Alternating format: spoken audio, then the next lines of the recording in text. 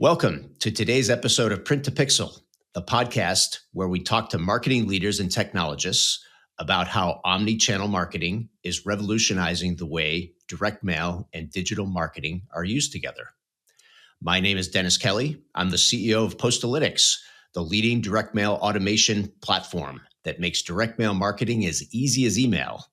I'm excited today to introduce Pedro Rivera. Pedro J Rivera, Esquire, has had 30 years of legal, wealth management, and fundraising experience with a specific focus on Latinx philanthropy. Pedro, welcome to Print to Pixel. Thank you, Dennis. Thank you for having me. Very excited to have you here today. We got a chance to interact with you at the Bridge Conference down in Washington, D.C. a few weeks ago. And we're really excited about your presentation, and so we're thrilled to have you here. But before we get started and talking about fundraising and major gift planning, let's talk about your story. Tell our audience kind of how your career has evolved and now why you're so focused on major gift planning and fundraising. Oh, absolutely. So I started my career as an attorney. I went to law school and I started doing public interest work as a public defender in Philadelphia.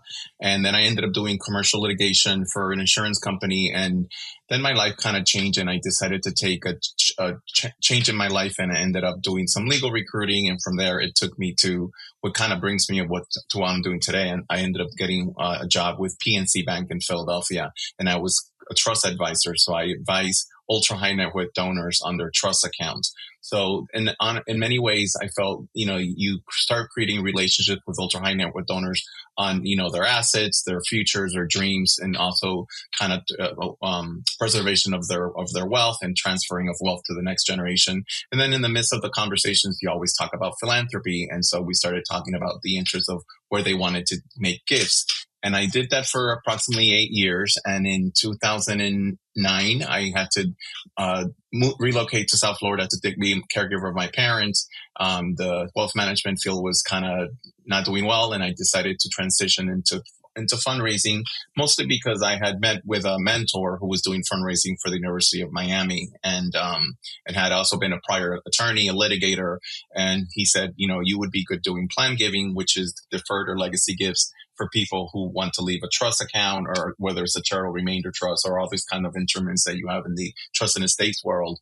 And I also had done a lot of political fundraising in Philadelphia. Actually, in 2008, I had been a delegate for one of the presidential candidates. So I had experience as being a donor, hosting donor parties at my house, and working with other nonprofit organizations as a board member on the fundraising world. And so that kind of eventually, it was easily transitioned into the major gifts and plan giving, working with donors who were ultra high net worth and who wanted to leave a legacy, and make an impact to the organization after they're no longer with us.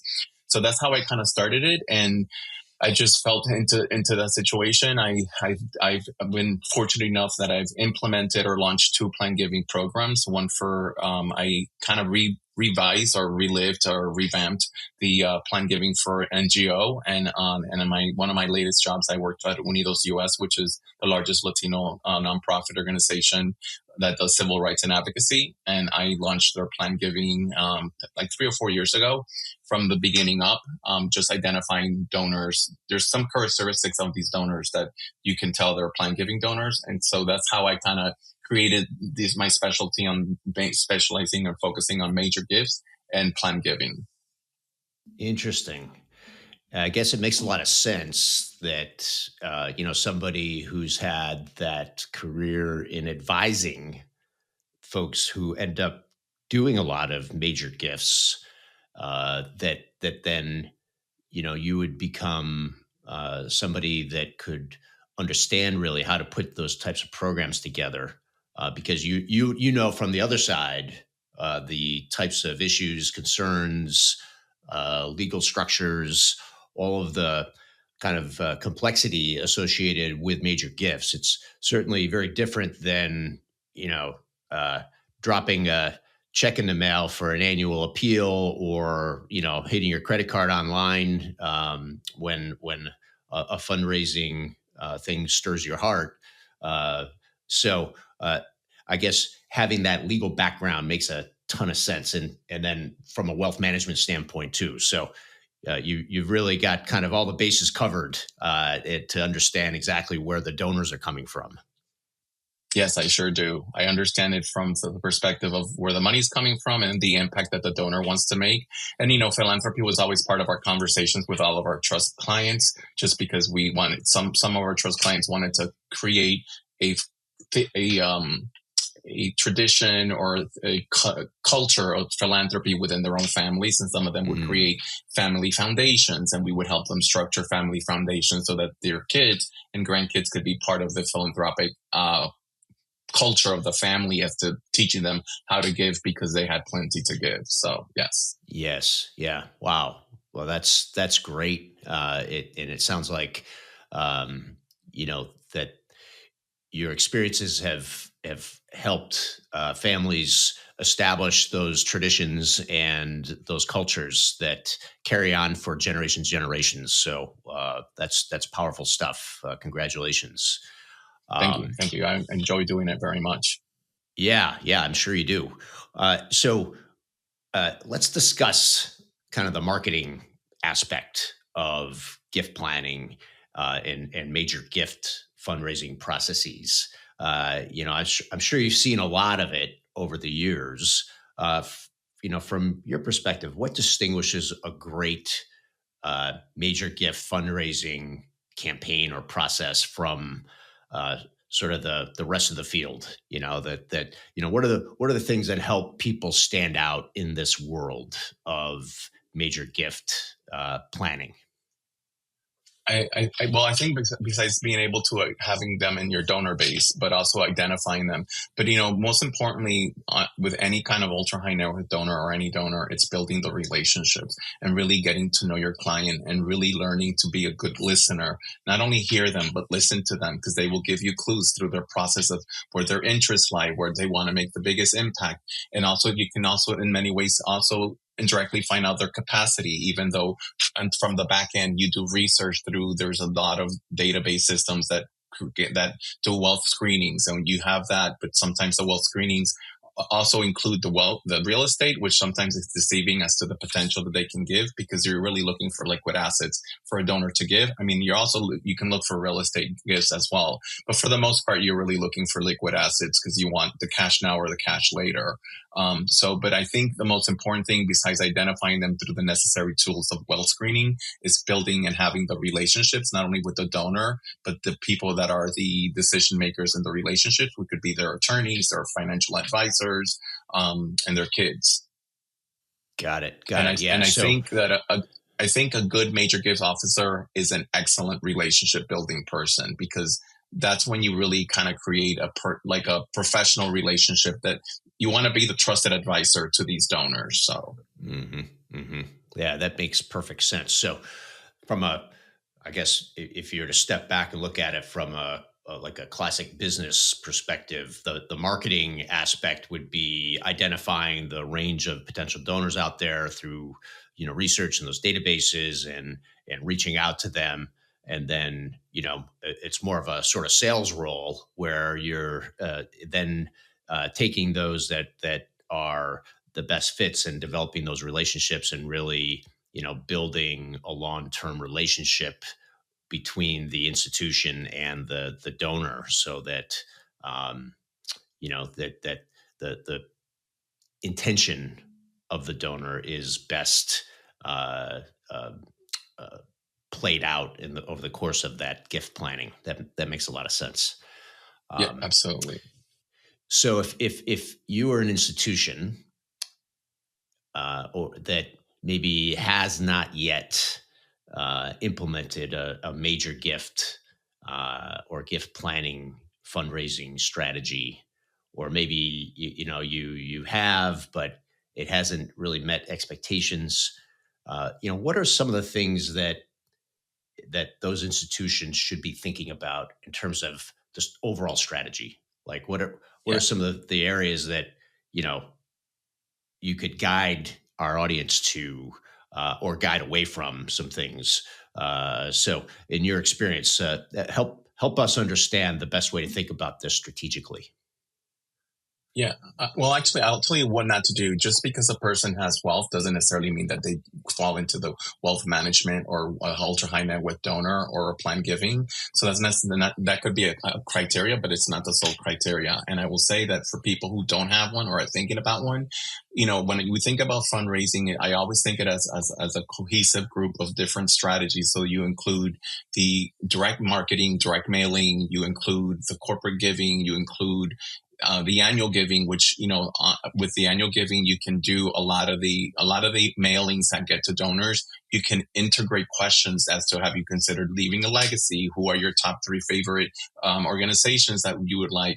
Have you named us in your wills? You'd be surprised. I've worked in institutions that we did in a donor insight survey through a direct marketing company, and we were able to identify over 60 planned gifts that people had named us in the will, and we were not aware of it. So I think, I always tell people, individual giving programs are kind of like, they start in annual giving or the annual way when people get solicited through direct mailing. They make a $25 gift. When you run them sometimes through wealth management, through wealth screenings, you identify that they have capacity and you guide them through the next level of being a first-time donor to being a repetitive donor or an upgrade donor. You move them to mid-level donor. So you can go from, let's suppose your program starts at 500 and you prove them up to 2,500. And then at 2,500, you realize this person has the capacity to give 10,000. And those donors usually were identified through the annual giving program, and especially in our nonprofit organizations that have a robust direct marketing program, because you can integrate questions with planned giving and just even questions of, do they own a boat? Do they own a plane? Do they have vacation houses? Factors that identify the wealth and where do they like to travel and what are their interests. And so I think, I always like to work with my annual giving direct marketing people, because I can always integrate 3 or 4 questions that will hit, whether it's addressing ultra high net worth issues, or even, planned giving. And, the other thing is, do they have an IRA? Are they 70 and a half? So that, these are people that have IRAs and might not need the money or the income from the IRA. And, in the United States, you can give up to, right now, up to $100,000, I believe, on your required minimum distribution. You have the maximum to give up to that certain amount, but you always have to, and you have to give that to, if you use it for yourself, it's income. If you give it directly to a nonprofit, it's a non-taxable event. So, and then you also want to ask, do they have donor advisor funds in that survey or in that question or in that annual, you don't have to ask these questions all at once, but if you have 3 or 4 annual appeals or several appeals throughout the year, which I've worked in organizations that would have appeals almost every other month, you could integrate those questions and that identifies them. And then you also put, do you would like to contact us? And then you can segment these donors, and then you can still use direct marketing and direct mailing to send them specific, if they are thinking about naming us in a will, let's send them a pamphlet on wills, on planning wills and the importance of estate planning, or they answer a question about IRAs and required minimum distributions. Let's send them the pamphlet that addresses that.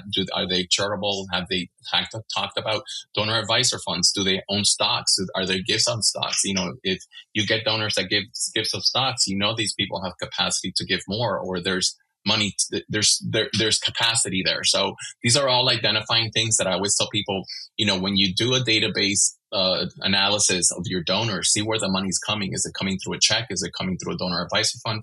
If it comes from companies like Charitable and Schwab, and there's you can tell whether they're a donor advisor fund or an IRA. The IRAs you'll definitely know because it's so highly regulated. But the donor advisor funds, you'll get one from Charitable, Fidelity Charitables, and so these are people that you start segmenting as not only major gifts but also planned giving donors, and you start targeting and creating issues that deal with trust and estates, that deal with deal with charitable gift annuities, that deal with gifts of stocks, IRAs, donor advisor funds. And so I always tell people, you'd be surprised when you just do your kind of like your main database like analysis of pulling out your top donors and where the gifts are coming from. And the only way sometimes you can identify that is not only through the gifts they give, but also through sending the annual appeals that you are able to ask those questions. So I always tell people you're not going to build a good major gifts program if you don't start from the beginning. And the beginning is direct marketing and annual gifts. The people that give you the $10 a month. I mean, even unplanned giving donors that give $10 a month for 3 to 5 years are identified as potential planned giving donors because they have loyalty and they trust the organization and they're interested because they've been a consistent, for lack of a better word, customer, but a consistent donor. So. Sure. Well, I hadn't really thought about it from that perspective, but it makes all the sense in the world that I think what you're saying is that the major gift, the gift planning program can't live in isolation. It has to be integrated in with the broader process. And, I think what's so interesting there is that the keys to building that program are often buried in the data of that annual appeal or regular fundraising program. And so, structuring those programs in a way that can help isolate and capture that information sounds like a great way to get started with these types of programs. Absolutely. It's critical. I mean, I'm all about data, information, data talks. It doesn't necessarily resolve the issues, but it identifies issues and identifies donors. It's just critical. I mean, when you think about, the whole development team, it's like individual giving, corporate giving, foundations and grants, and annual giving. And you have to work as a cohesive, collaborative team because they're all intertwined somehow or another. Because even on the corporate side, you might have an highly level executive who wants to become an individual giving donor who's giving stock options as gifts.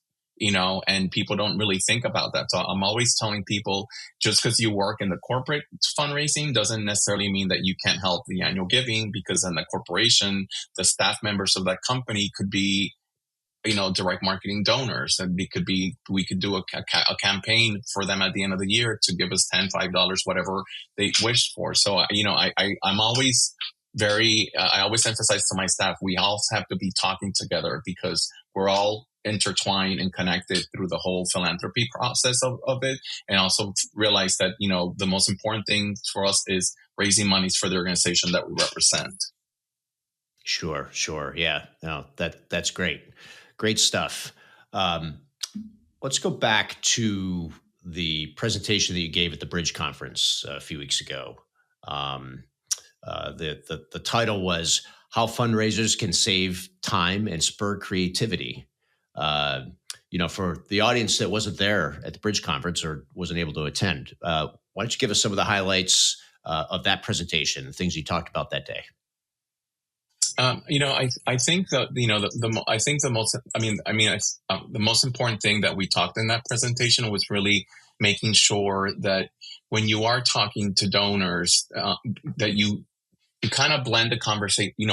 First of all, it's really hard to get in front of donors. So you're always trying to look for a way to maximize your potential. As you know, meeting with donors is very, very hard. So having the opportunity to meet with them once, but talk about whether they want to give a major gift, whether it's a $5,000, $25,000, but you should never walk away with talking to donor about just like a current gift or a gift that makes an incomplete impact. We talked about integrating between a major gift and we call it a planned giving gift, which call it blended gifts. And in these conversations, you really need to talk to donors about what kind of impact they want to give, who do they want to give, but also have they considered leaving a legacy to the organization? Have they considered, being able to give income, receive income while yet being able to do a gift at the time of their passing? Or, you want to find out whether they have, stocks or, what kind of investings, because I think it's critical that when you solicit a gift, that there's a combination of two or more assets or a combination of timing of gifts.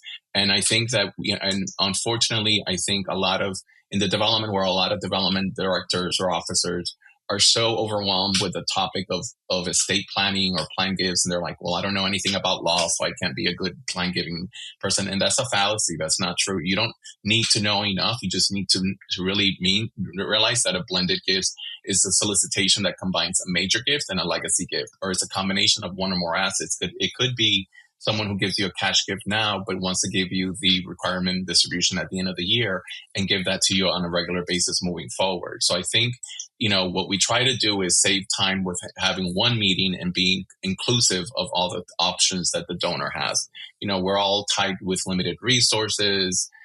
The benefactors are usually the donors are highly educated, so they're expecting you to learn a little bit more and also know more about them. And so I think, there's a maximum of solicitation that you can make that makes a difference both for you and for the donor prospects. Sure. Yeah. I think it sounds interesting from the perspective that some folks in the fundraising world might be intimidated by the process of getting into this. But it sounds like once you kind of get your head wrapped around some of the fundamentals, you can implement a program without necessarily having to be a lawyer. I'm sure being a lawyer and understanding trust and all that stuff is super helpful, but it's not necessary in order to get started. No. It's not. And, right. And honestly, if you don't know the answer to the question, I always tell my development directors, that's a good question. And let me do some research on it and I'll get back to you. And then you'll usually have resources, which is your legal department, or there's tons of organizations. I mean, usually if you have a platform on plan giving on your website, there's enough information there that you can extract that would most likely answer the questions of the donor. And if not, you can always ask the executive director. I mean, most executive directors have some knowledge of the plan giving process as well. So. Sure. So a little bit earlier, you touched on a few things in terms of direct mail and direct marketing. And, since that's really at the heart of this podcast, let's go back to that and let's talk about some of the best practices that you see and how direct mail can be used with other channels in an omnichannel type of an approach in the gift planning process or the major gift process. Yeah, absolutely. Well, I think like, once again, you have limited resources when it comes to how many times you can really interact with a donor. So why not use the direct mailing as another method of communication to talk to your donors? And you can do that by asking questions when you do the annual giving or the appeals, the direct marketing. And there's questions, like I mentioned before, you can ask, have you considered leaving us? Have you considered naming the organization in the will? Are you interested in talking to us about a legacy gift? Do you have investments on stocks, donor advisor funds, or trust accounts? And those are questions that you can intertwine and within the donor surveys that will identify these donors. And also, you can honestly, in the annual appeals, you can also put an article. It's very good at the end of the year to put a little piece of information about, do you know that you can give your required minimum distribution to us and it's a taxable free event? And, or there's months like in August is the will month. You can do on your regular newsletter or direct marketing appeal. This is Will's month. And have you revised your will? Have you thought about, is there any changes in your life, whether it's a birth of a new kid, a grandkid, a divorce, a death, all those kind of major life-changing events are times for you to relook at your will. And you can use the month of August to do that. When I worked at Unidos in September, it's the National Hispanic Heritage Month. So we would use that as a topic to integrate the plan giving and to interject the IRAs. The IRAs are coming in December, just kind of planting the seeds. So I think that, when you're already spending the money to send in a donor a direct mail marketing or a direct ask, why wouldn't you multi-use it for other things and save yourself time and money? So Sure. One thing that comes to mind within the Postalytics platform, when we help fundraisers and marketers send out direct mail, we've got a built-in QR code tool. And, the idea totally. of driving people online for a survey, right, to answer some of these questions. I think it makes all the sense in the world, right? Oh To yeah. have a little section in your fundraising appeal, uh, say, hey, we got a 5-question survey here. We'd love for you would love to learn more about you. Hit that QR code, answer the questions on your phone, and you're off to the races. Oh, It seems like, totally. I mean, yeah, I using the mean, website and surveys and other online tools with the direct mail, and having that kind of QR code bridge, is something we're seeing a ton of across lots of different uses in our platform. But in this case, it seems like it would make a lot of sense. yeah, I mean, I totally agree. I mean, and especially nowadays when you have those QRC codes, you can direct them directly to even to do the survey on the website. And on the website, you also provide all the direct marketing information about a planned gift or anything else that you want them to be aware of. So yeah, absolutely. I think that that's critical. Absolutely. Great.